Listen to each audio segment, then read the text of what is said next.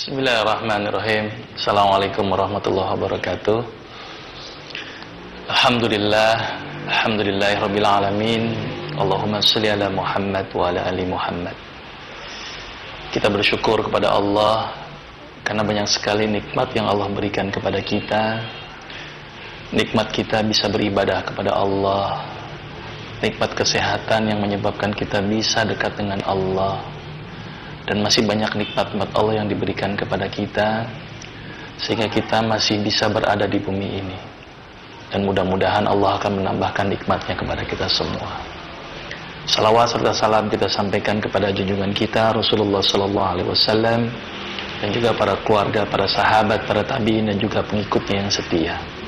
Mudah-mudahan kita bisa mendapat syafaatnya dan bisa berkumpul dengan Rasulullah di surganya Allah kelak. Amin ya rabbal alamin. Pada kesempatan ini kita akan membahas sebuah ibadah yang luar biasa, yaitu terapi sholat tahajud. Sebelumnya kita ingin mencoba mendefinisikan kenapa Allah menghadirkan ibadah kepada hambanya. Kenapa Allah memerintahkan ibadah kepada hambanya. Padahal Allah tidak butuh ibadah kita.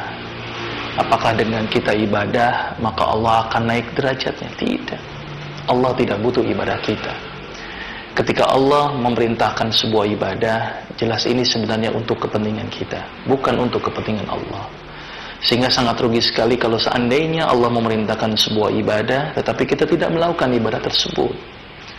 Saya ibaratkan seperti seorang pembuat motor. Pasti dia akan berpikir bagaimana memaintenance motornya tersebut. Dengan apa? Bikin aturan-aturan. Maka dia harus dilakukan servis secara berkala. Sama halnya dengan Allah. Apa yang dilakukan Allah kepada barang ciptaannya, yaitu manusia kita ini. Maka Allah akan memaintenance-nya dengan memberikan ibadah-ibadah. Salah satunya adalah ibadah sholat. Salah satunya ibadah sholat. Sholat ini adalah satu-satunya amalan yang tidak ada rukhsah di dalamnya. Kalau puasa, ketika kita sakit, maka Allah memberikan keringanan. Ketika kita pergi haji, kita tidak mampu, Allah memberikan keringanan kalau kita mampu. Tapi kalau untuk sholat, Allah tidak memberikan keringanan. Kondisi apapun kita harus sholat. Khususnya sholat yang 5 waktu. Tapi pada kesempatan ini kita akan bahas sholat yang bukan 5 waktu, yaitu sebuah contoh sholat amalan sunnah. Tapi ini sangat utama. Sholat yang sangat utama setelah sholat wajib adalah sholat tahajud. Kita akan bahas sholat tahajud. Saya tertarik dengan sebuah hadis yang diriwayatkan oleh Tirmizi. Dikatakan dalam hadis tersebut, sholat tahajud dapat menghapus dosa, mendatangkan ketenangan, dan menghindarkan dari penyakit. Saya tertarik dengan hadis ini. Kenapa Rasul lewat hadisnya ini mengatakan bahwa sholat ini menghapus dosa, mendatangkan ketenangan, dan menghindarkan penyakit. Timbul pertanyaan dalam hati saya, penyakit apa yang bisa disembuhkan oleh sholat tahajud ini? Ternyata sholat tahajud ini sudah dilakukan banyak penelitian oleh peneliti-peneliti sebelum saya ini. Penelitian ini dilakukan oleh seorang profesor, namanya Prof. Soleh. Dia meneliti tentang terapi sholat tahajud. Pada dasarnya penelitian ini basicnya dia itu adalah sebagai seorang pasien penderita penyakit berat yang tidak bisa sembuh-sembuh oleh obat apapun. Akhirnya dia melakukan terapi sholat tahajud yang dia lakukan secara berkala selama kurang lebih sekitar 3 bulan. Apa yang dia nilai pada terapi sholat tahajud? Dia melihat itu adalah zat yang diambil di dalam darah. Jadi setiap pasien melakukan sholat tahajud secara berkala diambil darahnya. Gitu, yang dilihat itu adalah kadar kortisolnya. Ternyata dari hasil penelitian beliau, ternyata orang yang rajin sholat tahajud, kadar kortisolnya menjadi rendah. Ketika diambil kortisol, orang yang habis sholat tahajud diukur, ternyata sholat tahajud itu menyebabkan kortisolnya menjadi rendah. Kenapa kortisol kok bisa rendah?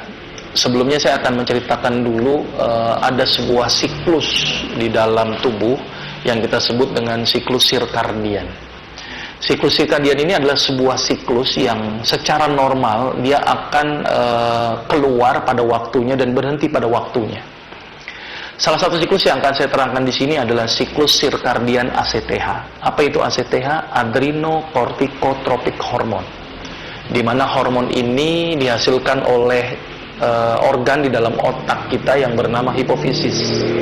Di mana hipofisis ini akan mengeluarkan zat tadi yang disebut dengan ACTH, adrenocorticotropic hormone. Siklus ini cukup unik. Siklus ini ternyata memiliki siklus yang dia akan diproduksi secara rutin. Dari siklus ini kita gambarkan adalah sebuah perjalanan yang menurut saya ini terbentuk karena memang aktivitas sehari-hari yang rutin. Jadi siklus ACTH ini dia diproduksi paling tinggi itu jam 12 malam. Dia diproduksi paling tinggi dan menurun secara menaik secara signifikan sampai jam 6 pagi. Jadi dari jam 12 malam dalam posisi terendah, naik tertinggi sampai jam 6 pagi, itu posisinya paling tertinggi. Secara teoritis ACTH ini bermanfaat, tetapi bila berlebihan untuk kasus-kasus tertentu, dia malah bisa menyebabkan timbulnya penyakit. Nah, ternyata banyak sekali kejadian-kejadian yang melibatkan hormon ACTH. Kenapa hormon ACTH ini cukup penting? Karena dari ACTH akan melibatkan banyak sekali hormon. Salah satunya ACTH itu nanti akan merangsang ginjal. Itu langsung di sebuah ginjal akan memproduksi hormon yang namanya kortisol. Nah, ternyata kortisol ini yang bisa dicek oleh Prof. Soleh tadi. Ternyata kortisol ini fungsinya cukup banyak. Nah, dari sini saya melihat ada sebuah peristiwa yang sangat luar biasa dengan tahajud. Kita tahu bahwa tahajud ini dilakukan menurut beberapa hadis itu dilakukan adalah sepertiga malam terakhir. Sepertiga malam terakhir kalau kita hitung secara teoritis malam gitu, jam malam itu kira-kira sekitar antara jam 2 sampai jam 5 itu sepertiga terakhir. Kita akan lihat dari jam 2. ACTH tadi diproduksi jam 12 malam, kemudian meningkat dari sampai jam 6 pagi. Ketika jam 6 pagi meningkat, maka ACTH keluar dalam jumlah yang banyak. Ketika banyak, maka ACTH akan merangsang kortisol, akan merangsang epinefrin, akan merangsang hormon seksual. Ketika itu berlebihan, ada manfaat tapi juga ada efek yang dirugikan. Salah satu yang paling ditakutkan dari ACTH yang berlebih adalah terangsangnya produksi epinefrin. Ternyata ACTH akan merangsang hormon yang namanya epinefrin. Hormon inilah yang akan menyebabkan pembuluh darah menjadi ciut. Hormon inilah yang akan menyebabkan tensi menjadi naik. Maka itu tidak heran banyak sekali orang yang terkena serangan stroke atau jantung mendadak atau darah tinggi yang mendadak itu sering terjadi di pagi hari. Karena kenapa? Karena ACTH ketika pagi hari meningkat, maka epinefrin juga meningkat. Ketika epinefrin meningkat, apa yang terjadi? Pembuluh darah akan menciut. Ketika pembuluh darah akan menciut, dia akan menjadi pecah. Maka itu tidak heran orang yang rajin sholat tahajud, itu mampu tereduksi ACTH-nya, mampu tereduksi epinefrinnya, sehingga bisa tercegah dari pecahnya pembuluh darah, sehingga bisa tercegah dari timbulnya stroke. Maka itu orang yang rajin sholat tahajud, epinefrinnya akan tereduksi. Itu baru satu sisi. Kita akan lihat dari sisi lain adalah efek kortisolnya. Ternyata ACTH meningkat, kortisol meningkat, epinefrin meningkat. Tadi epinefrin sudah saya bahas masalah tentang hipertensinya. Saya akan bahas masalah kortisolnya. Ternyata kortisol, salah satu fungsi kortisol itu adalah yang pertama adalah meningkatkan kadar gula darah dengan cara merangsang metabolisme karbohidrat. Ketika ACTH meningkat, maka kortisol juga akan meningkat. Ketika kortisol meningkat, maka gula sangat meningkat. Maka itu sholat tahajud sangat dianjurkan bagi penderita penyakit diabetes. Karena kenapa? Karena ketika sholat tahajud, ACTH menurun, kortisol menurun, maka gula akan menurun. Maka itu orang yang rajin sholat tahajud, itu sangat bagus bagi penderita diabetes. Karena dia mampu menurunkan kadar gula darah. Itu fungsi kortisol yang pertama. Fungsi kortisol yang kedua, ternyata kortisol ini erat kaitannya dengan efek merangsang efek gembira berlebihan yang disebut dengan euforia. Ya, euforia atau kadang-kadang depresi yang terlalu berlebihan. Dan atau orang-orang yang gampang tersinggung. Maka itu orang yang jarang sholat tahajud biasanya salah satu ciri yang paling mudah kita kelihatan adalah gampang sekali tersinggung. Gitu ya. Ternyata kortisol berlebihan, ACTH berlebihan, euforia berlebihan, depresi berlebihan. Maka itu kenapa orang yang rajin sholat tahajud itu dapat mendatangkan ketenangan. Karena ternyata orang yang rajin sholat tahajud, EEG-nya kalau dilihat pemeriksaan elektroencephalografinya, dia lebih stabil.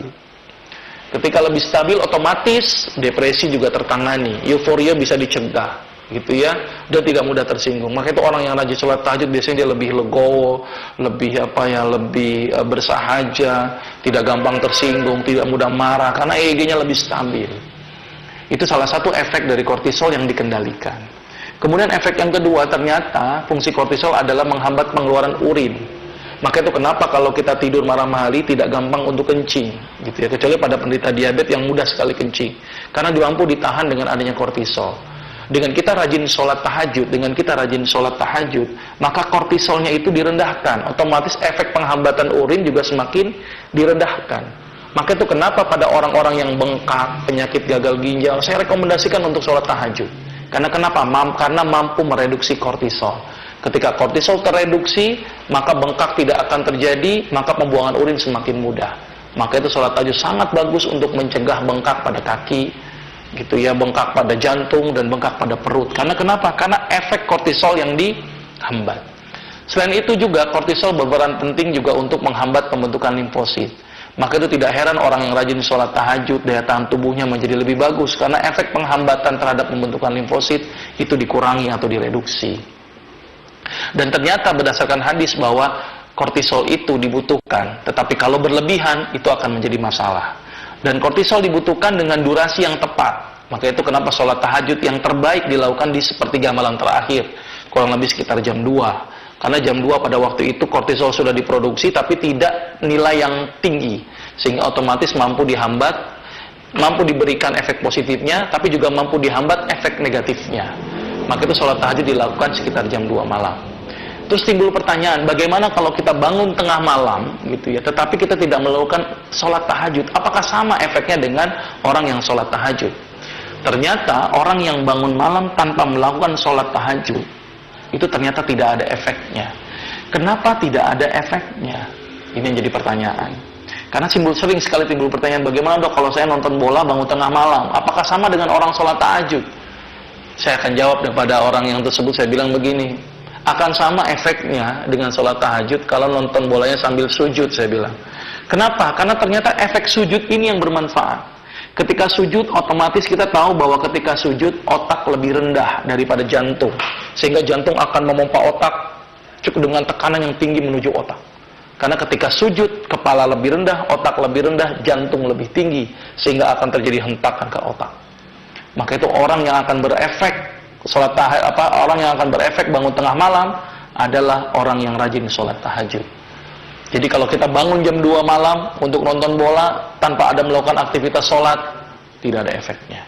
Gitu ya, karena efek yang diberikan itu ketika dia melakukan posisi sujud. Dan penelitian menunjukkan bahwa sholat tahajud yang dilakukan kurang lebih sekitar 11 rakaat selama 3 bulan berturut-turut, kadar kortisolnya menjadi turun.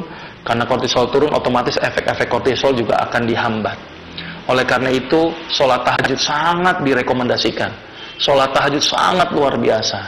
Maka itu tidak heran ada sebuah hadis yang mengatakan tadi seperti di awal saya katakan, bahwa sholat tahajud dapat menghindarkan penyakit. Ternyata banyak sekali yang dihindarkan. Penyakit darah tinggi, penyakit gula, penyakit gagal ginjal, gitu ya, terus penyakit daya tahan tubuh atau imunitas tubuh, terus kemudian penyakit gelisah, orang yang tidak tenang, orang yang stres, orang yang depresi, itu ternyata mampu disembuhkan dengan menggunakan terapi sholat tahajud. Oleh karena itu sangat rugilah sekali kita sebagai seorang Islam tidak melakukan terapi sholat tahajud, karena terapi sholat tahajud sangat luar biasa. Mudah-mudahan ini menjadi tambahan buat kita bahwa ternyata dengan menjalankan ibadah kita menjadi lebih sehat, dengan hanya menjalankan sunnah-sunnah kita menjadi lebih sehat. Dan mudah-mudahan ini bisa dilaksanakan dalam kehidupan kita sehari-hari. Mudah-mudahan bermanfaat. Saya akhiri. Assalamualaikum warahmatullahi wabarakatuh.